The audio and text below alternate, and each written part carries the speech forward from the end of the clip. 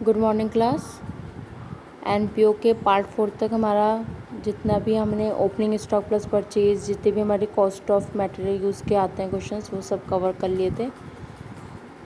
अब एक और क्वेश्चन है, जैसे कि स्टॉक ऑफ मेडिसिन दे रखे हैं, जिसमें कैरेक्टर्स मेडिसिन के opening stock of medicine 30,000 5,000, characters 20,000 13,000, advance paid कर रहे हो मेडिसिन के लिए तो 13,000 अमाउंट पे कर रहे हो मेडिसिन के लिए। प्रीवियस ईयर का 2,000 एडवांस पे है, बट 18 में दिया है तो 19 के लिए होगा। अगर 19 में पैसा दिया है तो वो 20 के लिए होगा, 2020। तो amount paid during the year आपका 1,08,000। तो इसका फॉर्मूला लगाएंगे आप, opening stock plus purchase minus closing stock होता है। अब जस्ट कैरेक्टर्स में जस्ट अपोजिट हो जाता है। जो हमारे ओपनिंग क्रेडिटर्स होते हैं वो माइनस होते हैं, क्लोजिंग क्रेडिटर्स हमारे प्लस होते हैं।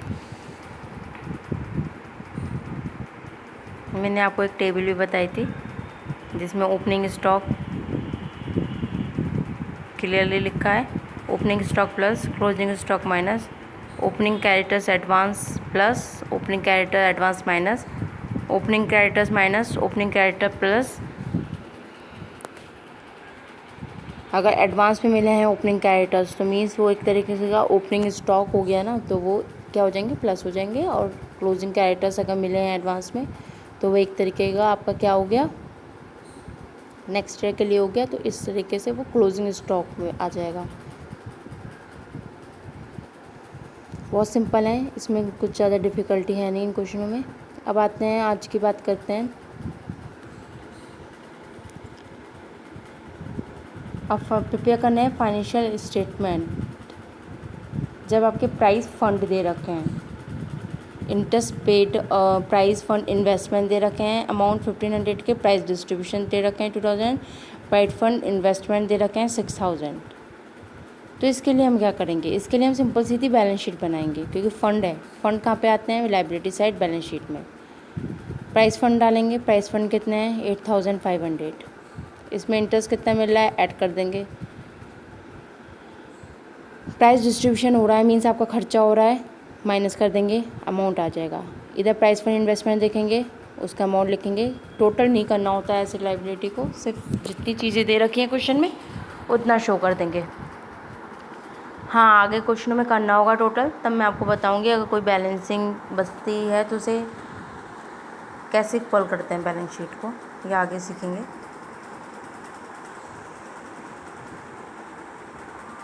नेक्स्ट देखते हैं, टूर्नामेंट फंड दे रखा है 90,000 का, इन्वेस्टमेंट है इसमें 90,000, इनकम हो रही है टूर्नामेंट फंड को 12,000 की, एक्सपेंसेस 10,000 के। तो income add expenses minus, liability side में आ जाएगा अमाउंट, इन्वेस्टमेंट का एसेट साइड में आ जाएगा।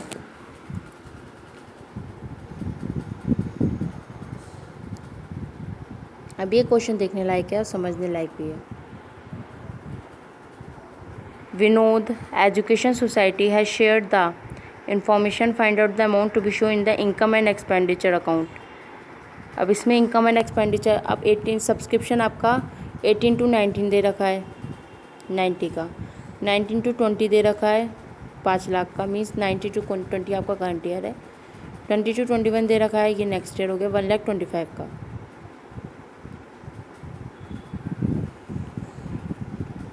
फर्स्ट है आपकी सब्सक्रिप्शन आउटस्टैंडिंग एज एट 31 मार्च 2019, आउटस्टैंडिंग 19 का मीन्स 18, क्योंकि 18 में जो पैसा मिलना था वो 19 में आउटस्टैंडिंग हुआ है, वो आपका कितना है 1 लाख। फिर है 31 मार्च 2020 में 1,50,000 रिसीव इन एडवांस। अब इसमें एडवांस आपने मिला है 2019 में 60,000, मीन्स ये क्या हुआ, एडवांस मिला है, वो भी कब मिला है आपको 19 में, मीन्स 20 का एडवांस कब का हुआ, वो 20 का 2020 का जो एडवांस था वो आपको 19 में मिल गया, मीन्स करंट ईयर का। अब इसके लिए हम क्या करेंगे, इसके लिए हम सिंपल सीधा 18 ये सब हमने लिख लिया है, अपने पास इन्फॉर्मेशन लिख ली।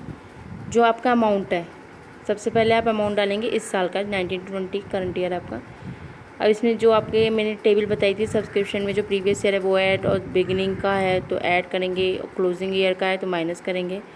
तो सेम पैटर्न में जो बिगिनिंग का है वो ऐड कर दिया, क्लोजिंग का माइनस कर दिया। देखने लायक बात यहाँ पे है, जैसे कि आपका ये सब्सक्रिप्शन है 31 मार्च 2018 1 लाख, और 18 to 19 आपका 90,000 है। तो कितना बैलेंस बच रहा है? अगर 1 लाख को 90 से करो माइनस, तो सिर्फ 10,000 रुपये बचते हैं। तो प्रीवियस है, नेक्स्ट ईयर से तो हमें मतलब नहीं ना आउटस्टैंडिंग पे। इस साल हमारा 19 से 20 है, तो अगर 19 में भी हमें पैसा मिला है तो वो 18 का आउटस्टैंडिंग है। इसे हम प्रीवियस ईयर पे फोकस करते हैं, नेक्स्ट ईयर से हमें कोई मतलब नहीं। तो इसका अमाउंट सिर्फ हम फोकस करेंगे, 1 लाख को 90 से माइनस करके 10,000 अमाउंट हम लेंगे, और वही हम यहाँ पे वैल्यू शो करेंगे। एंडिंग ऑफ द ईयर के प्लस कर देंगे, एडवांस लास्ट ईयर का प्लस हो जाएगा। फिर जो आपका आपका जो बैठेगा 90,000, वो आपका बिगिनिंग ईयर का, ओपनिंग ईयर का बैठेगा 10,000 रुपीज़।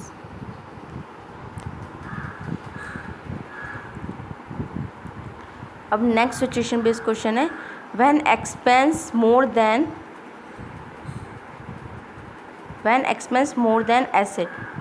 जब आपके एक्सपेंसेस ज़्यादा हो जाएं एसेट से, तब कैसी सिचुएशन होती है? जैसे कैपिटल फंड है 7 लाख दे रखा है, बिल्डिंग फंड है 6 लाख दे रखा है, 5% इसमें इन्वेस्टमेंट लग रही है, कोई प्रॉब्लम नहीं। डोनेशन मिल रही है, इसमें भी यहाँ तक कोई दिक्कत नहीं है। इंटरेस्ट रिसीव हो रहा है 30,000 का, कोई प्रॉब्लम नहीं। अब इन्होंने एडिशनल इन्फॉर्मेशन दे रखी है, expense on construction of building 10 lakh. अब प्रॉब्लम है, जब आपको बिजनेस में आपने कंस्ट्रक्शन करी बिल्डिंग, और उसका खर्चा आपको कितना हो गया 10 लाख, और बिल्डिंग के लिए फ़ंड कितना था आपके पास 6 लाख का सिर्फ। चलो इस पर इन्वेस्टमेंट भी, इंटरेस्ट भी मिल रहा था, तो अभी ज़्यादा नहीं बनेगा, एक्सपेंस ज़्यादा हो गया। जब हमारे एक्सपेंस ज़्यादा हो जाएं तो हम कैसे करेंगे? ये वाला क्वेश्चन में हम ये चीज़ देखेंगे।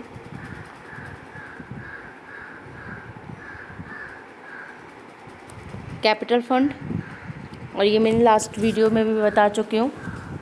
सबसे पहले स्टेप ये क्लियर किया था कि अगर कोई भी हमारा बिल्डिंग कंस्ट्रक्शन हो रही है, वर्क इन प्रोग्रेस माना जाता है वो, कोई भी एक्सपेंसेस है अगर हमारा, तो वर्क इन प्रोग्रेस माना जाएगा। उसे हम 10 लाख का अमाउंट लिख के बिल्डिंग इन प्रोग्रेस करके, बिल्डिंग वर्क इन प्रोग्रेस करके बिल्डिंग एक्सपेंस ऐसे साइड में आ जाएगा। बिल्डिंग फंड इन्वेस्टमेंट भी आ जाएगा, इधर कैपिटल फंड आ जाएगा, building work in progress investment amount आपका आ जाएगा 8,30,000 का। अब ये 8,30,000 कैसे आया? अब ये अमाउंट देखिए, सबसे पहले आप जाएंगे बिल्डिंग फंड में। बिल्डिंग फंड आपका 6 लाख का, डोनेशन मिली 2 लाख की, उसमें इंटरेस्ट रिसीव करा आपने 30,000 का, टोटल अमाउंट कितना हो गया 8,30,000। अब बिल्डिंग फंड पे आपको एक्सपेंस कितना हो रहा है 10 लाख का, 8,30,000 तो आपका है टोटल। तो आप कैपिटल में ऐड कर देते हैं, जो काम हमारा चल रहा होता है वो हमारी कैपिटल में भी ऐड होती है। हमने लास्ट वीडियो में देखा था, सेकंड या फर्स्ट पार्ट में मैंने आपको क्लियर कर रहा है ये पॉइंट।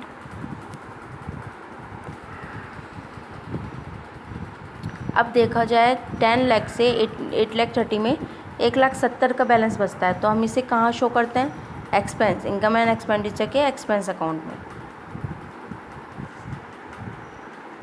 और बाहर हम डायरेक्ट 8,30,000 इधर लिख देंगे, डायरेक्ट बैलेंस नील दिखा देंगे, और 1,70,000 कहाँ पहुँच जाएगा अमाउंट, क्योंकि 1,70,000 तो बच रहा होगा आपके पास अमाउंट, क्योंकि 10 लाख का है जब एक्सपेंस, तो ये हम एक्सपेंस साइड में शो कर देते हैं। जो हम बैलेंस यहाँ लेते हैं वही हम अपना कंस्ट्रक्शन वर्क इन प्रोग्रेस में मानते हैं, तो वो अमाउंट हम बाहर लिख देंगे, टोटल हो जाएगा। इसमें टोटल करना रिक्वायर्ड नहीं होता है अभी, तो हम टोटल नहीं करेंगे, बस यहीं पे आपकी बैलेंस शीट कंप्लीट हो जाएगी। सिंपल क्वेश्चन है, बस छोटे छोटे फंडे हैं, ये माइंड में सेट करना है, क्योंकि जब लेंथी क्वेश्चन करेंगे तो ये सारी एडजस्टमेंट बन के आती हैं, तो ये एडजस्टमेंट में कोई कन्फ्यूज़न ना हो, इसलिए प्रैक्टिस कर लीजिएगा, माइंड में सेट कर लीजिए इन सब चीज़ों को।